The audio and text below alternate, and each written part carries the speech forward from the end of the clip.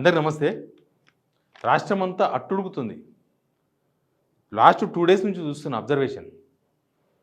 CM ఇల్లు ముట్టడి, రాజనరసింహ ఇల్లు ముట్టడి, మంత్రుల ఇల్లు ముట్టడి, చెన్నూరు ఎమ్మెల్యే మంత్రి వివేక్ వెంకటస్వామి ఇల్లు ముట్టడి, సెక్రటరియట్ ముట్టడి, అక్కడక్కడ ప్రభుత్వ ఆసుపత్రులు ముట్టడి, మొత్తం ముట్టళ్ళు, హెచ్ఎండిఏ ముట్టడి, మొత్తం రాష్ట్రం అంతా ప్రభుత్వం మీద రివర్స్ అయినట్టు కనిపిస్తుంది. ఈ ప్రభుత్వం మీద ఒక జంగ్ కనిపిస్తుంది. ఎంతమంది, ఎన్ని ప్రెస్ మీట్లు, ఎన్ని నిరసన గలాలు, ఏమవుతుంది అసలు అన్ని విషయాలు చూద్దాం మనం. ఎక్కడెక్కడ ఏం జరిగిందో రాష్ట్రంలో. అంతకన్నా ముందు సబ్స్క్రైబ్ చేసుకోవడం మర్చిపోవద్దు. రాష్ట్రంలో ప్రతి ప్రజలకు ఈ వీడియో రీచ్ కూడా కావాల్సిన అవసరం ఉంది. షేర్ కూడా చేయండి. ఒకసారి ఈ స్లోగన్స్ వినండి, ఎంత మంచిగా ఉన్నాయి.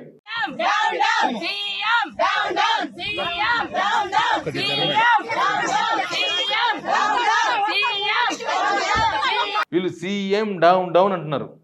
ఎక్కడనో కాదు, కోడంగల్ల రేవంత్ రెడ్డి ఇంటికాడ రేవంత్ రెడ్డి ఇంటిని ముట్టించిన అంగన్వాడీ టీచర్లు సీఎం ప్రీ ప్రైమరీ వ్యవస్థను రద్దు చేయాలని డిమాండ్. వీళ్ళు ఎల్కేజీ నుంచి మేము స్కూల్స్ పెడతామంటున్నారు కదా గవర్నమెంట్. అసలు 1వ తరగతి నుంచి పెడితేనే దిక్కులేదు, 1వ తరగతి నుంచి పెడితేనే దిక్కులేదు. నిన్న గద్వాలని అనుకుంటా, వాళ్ళు ఎక్కడో వాళ్ళ ఊరు నుంచి ఏరు దాటి వచ్చారు, తెప్పల వచ్చి కలెక్టర్ని కలిసి కలెక్టర్కి వినతిపత్రం ఇచ్చారు. మా ఊళ్ళో మేము పిల్లలు ఉన్నాము, మాకు టీచర్ని ఇయ్యండి. తెప్పలు వచ్చిండ్రు, వాళ్ళంత ప్రమాదకరంగా వచ్చి ఇచ్చారు. కృష్ణ అవతల తెలంగాణ. అట్లాంటి పరిస్థితుల్లో వీళ్ళు ఎల్కేజీ పెడతామంటున్నారు.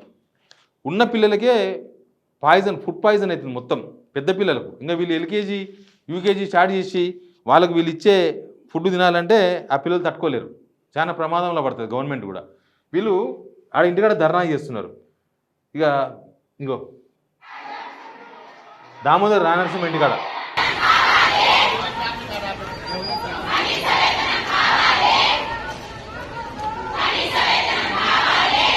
వీళ్ళు ఏమంటున్నారు, కనీస వేతనం అవి రద్దు చేయాలి, తర్వాత కనీస వేతనం శాలరీస్ ఇవ్వండి అని అంటున్నారు. అంతకుముందు గవర్నమెంట్లో శాలరీస్ పెరిగినాయి వీళ్ళకు, తర్వాత శాలరీస్ పెరగలే. ఈ గవర్నమెంట్ వచ్చినాక ఎవరి జీతాలు పెంచాలి ఇంతవరకు ఈ 21 monthsలో.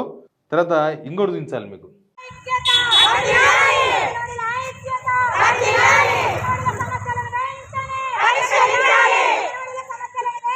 వీళ్ళు అంగన్వాడీలే. మంత్రి చెన్నూరు ఎమ్మెల్యే వివేక్ వెంకటస్వామి ఇంటిని ముట్టించిన అంగన్వాడీ టీచర్లు. ఆ ప్రీపేర్ వ్యవస్థ రద్దు చేయాలి. కాంగ్రెస్ ఇచ్చిన హామీ, ఎలక్షన్స్లో ఇచ్చిన హామీ, మీకు జీతాలు ఇస్తామని హామీ ఇచ్చారు, ఆ హామీ అమలు చేయాలని చెప్పి ఇంతమంది అంగన్వాడీ అక్కలు. ఇంకా అంగన్వాడీ వాళ్ళే కాదు, ఇంకా ఎంతమంది ఎన్ని రకాల ముట్టడించో చూడండి. ఇక్కడ చూడండి, కరీంనగర్ యూరియా సంచులు పెట్టి బతుకమ్మ ఆడుతున్నారు. యూరియా సంచుల కోసం నిరసన. కరీంనగర్ జిల్లా గోపులాపురం గ్రామం వద్ద యూరియా కొరత నిరసిస్తూ బతుకమ్మ ఆడుతూ నిరసన తెలిపిన మహిళలు. రాజీవ్ రహదారిపై రైతులు భారీ రాస్తారోకో. రాష్ట్రంలో ఏం జరుగుతుందో చెప్పే ప్రయత్నం చేస్తున్నాను నేను. మినిస్టర్స్ ఏం చేస్తున్నారో తెలుసా, ఇంకా రీల్స్ చేస్తారు. రీల్స్ ఏంది, బైక్ మీద వెళ్ళి మేడారం మహాజాతర ఏర్పాటు పరిశీలించిన మంత్రి సీతక్క. ఈవెనింగ్ బైక్ మీద పోతే మళ్ళీ ఆ జాతరకు పోతే ఇట్లా పోవాలి, కారులో పోవాలన్నా, బస్సులో పోవాలన్నా, లేకపోతే నడుచుకుంటూ పోవాలి. ఎందుకంటే మంత్రి కాబట్టి ఓ 10 మంది ఉన్నారు, బైకులు ఉన్నాయి, పోతారు. ఓ 4 పోతే ఎట్లా పోవాలి, ఉరకాలనా, నడుచుకుంటూ పోవాలన్నా. ఈ రీల్స్ చేస్తున్నారని చెప్పడానికి చెప్పిన నేను. రీల్స్, వీళ్ళు రీల్స్లో బిజీగా ఉన్నారు, జనాలంతా ధర్నాల్లో బిజీగా ఉన్నారు.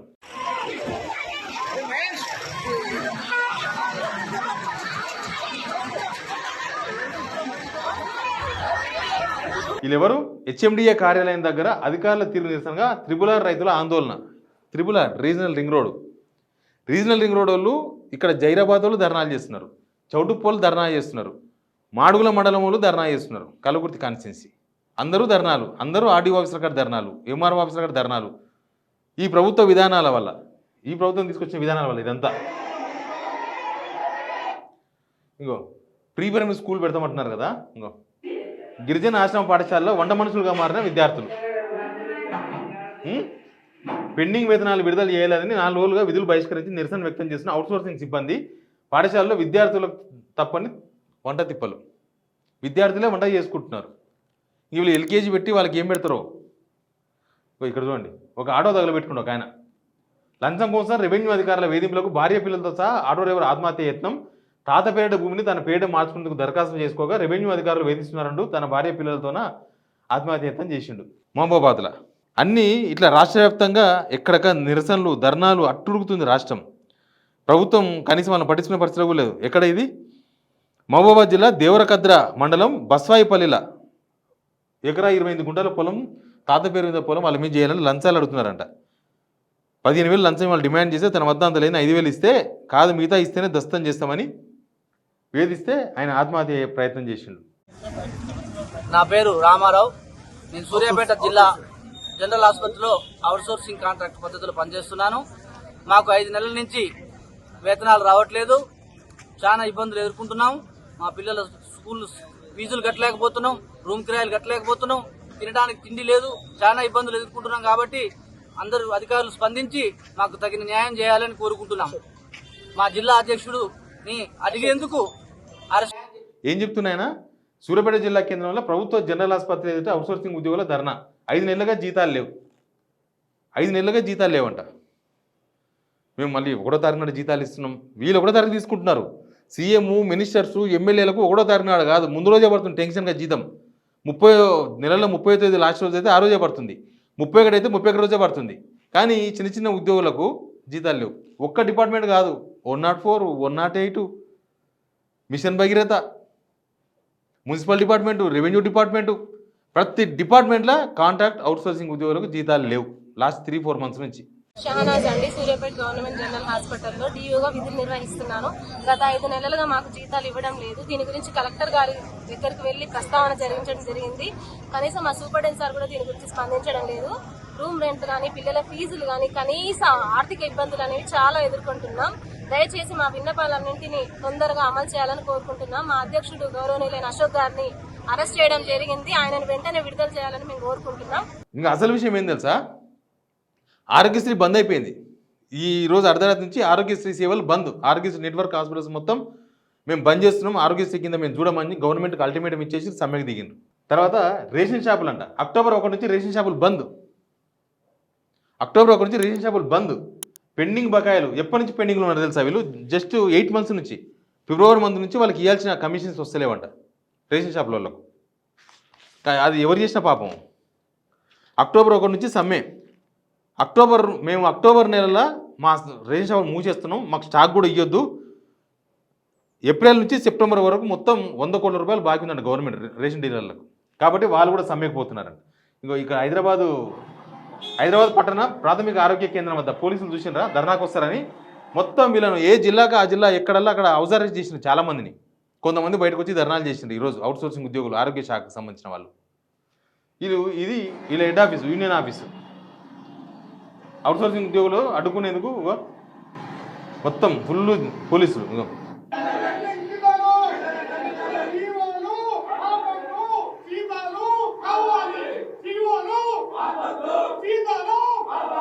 ఇది కథ రాష్ట్రంలో. ఇంకా ఇది ఒకటే కాదు, పోలీస్ నిరుద్యోగులు అంట. పోలీస్ జాబ్ల కోసం ఎదురు చూస్తున్న వాళ్ళందరూ సోమాజిగూడ ప్రెస్ క్లబ్లో ఒక పెద్ద ప్రెస్ మీట్ పెట్టినారు. మా ఏజ్ బార్ అవుతుంది, మీరు పోలీస్ ఉద్యోగాలు ఇస్తారా, ఇయ్యరా, పెడతారా, పెట్టరా అని. ఈ గవర్నమెంట్ వచ్చిన తర్వాత పోలీసు ఉద్యోగుల నోటిఫికేషన్ వేయలే.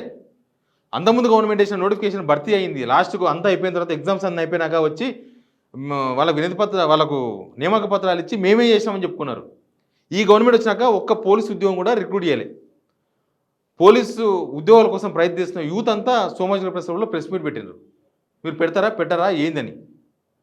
ఇక దీన్ని ఏమని అర్థం చేసుకోవాలి, ఏం చెప్పాలి చెప్పు. వీళ్ళంతా ఇంత ఆందోళనతో ఉంటే మన ముఖ్యమంత్రి వర్యులు మాత్రం ఏంటంటే తెలంగాణలో ఉన్న వీధి దీపాల బాధ్యత కమాండ్ కంట్రోల్ రూమ్ నుంచి పర్యవేక్షించాలంట. అంటే రోజు సాయంత్రం కూడా బల్బు వేసినా లేదా ఏ ఊళ్ళో బల్బు పడ్డది లేదో కమాండ్ కంట్రోల్కి వెళ్ళి చూస్తారంట.